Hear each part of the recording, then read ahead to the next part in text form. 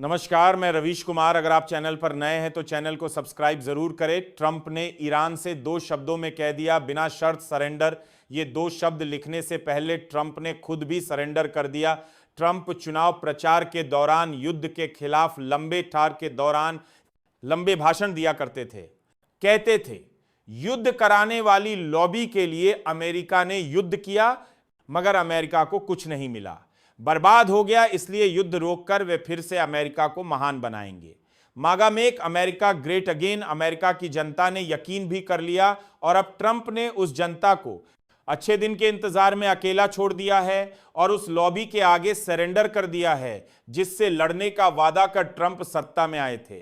Trump की भाषा America के लिए अनजान नहीं, लेकिन ईरान को लेकर जिस तरह से उन्होंने लिखा है उस भाषा में अभी तक नेतन्याहू ही बोल रहे थे।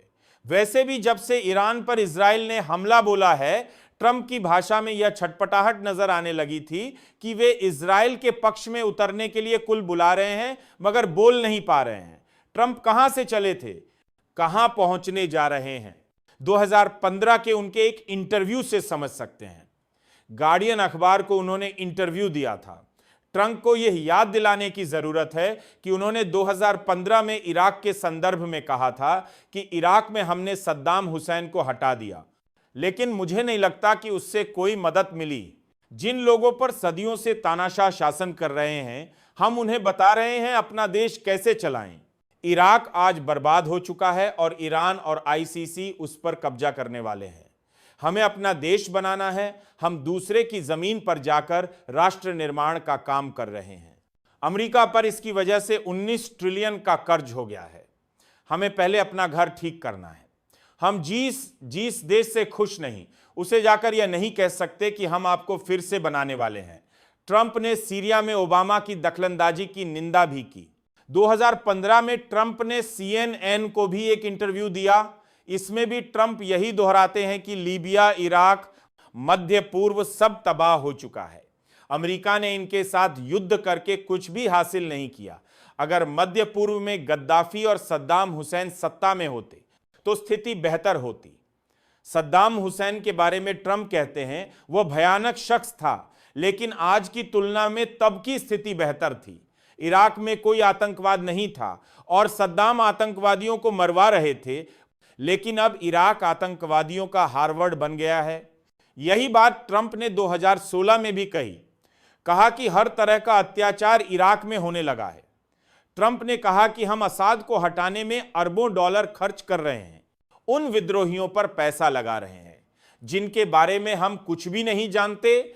10 साल तक ट्रंप ने अपनी पूरी राजनीति इसी युद्ध के विरोध के ऊपर खड़ी की और कहा कि दूसरे देश में क्या हो रहा है इसमें अमेरिका को नहीं पड़ना। अमेरिका की सेना का इस्तेमाल होता है, टैक्स पेयर का पैसा बर्बाद होता है 2024 के चुनाव प्रचारों में युद्ध को रोकने और खत्म करने का मुद्दा बहुत बड़ा बन गया। ट्रंप ने कहा कि वे युद्ध को रोक देंगे, अमेरिका में अच्छे दिन आएंगे, लेकिन सब उल्टा होता हुआ दिखने लगा है। 13 जून से 17 जून के बीच ट्रंप ने तेजी से अपने समर्थकों से लेकर अमेरिका को समय दिया कि उन्हें पहचान ले, ट्रंप को पहचान ले। अंत में अपने समर्थक मीडिया प्रभावशाली वक्ताओं की बातों को ठोकर मारते हुए बिना शर्त सरेंडर के चेतावनी जारी कर देते हैं। ट्रंप का यह ट्वीट के बिना शर्त सरेंडर कई तरीके से पढ़ा जाना चाहिए। इसमें उनका भी सरेंडर दिखता है। ट्रंप केवल ईरान से सरेंडर करने के लिए नहीं कह रहे, बल्कि अपने प्रभावशाली समर्थकों से भी सरेंडर करने के लिए कह रहे हैं। Tucker Carlson, Republican senator Marjorie Taylor Greene, Steve Bannon, Alex Jones मेडगेट्स खोलकर विरोध कर रहे हैं। चुनाव प्रचार के समय भी इन लोगों ने युद्ध का विरोध किया, अब भी कर रहे हैं, लेकिन क्या ये लोग भी सरेंडर कर देंगे? क्या इन्हें सरेंडर करना ही पड़ेगा अगर अमेरिका इजराइल के पक्ष में युद्ध में उतर गया?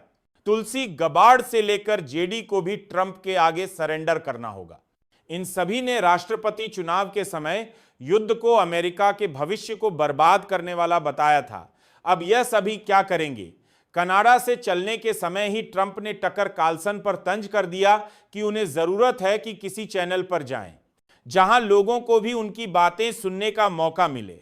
ट्रंप ने कार्लसन पर ताना मारा क्योंकि उन्हें फोक्स न्यूज छोड़ना पड़ा था। अब वे स्वतंत्र रूप से पॉडकास्ट करते हैं। कनाडा से लौटते वक्त एयरफोर्स वन में तुलसी गबार्ड से भी किनारा कर लिया। ट्रंप ने कहा कि मैंने नहीं कहा कि मैं युद्ध विराम की कोशिश में हूं। मैं चाहता हूं कि सही मायने में सब कुछ अंत हो, युद्ध विराम नहीं अंत हो।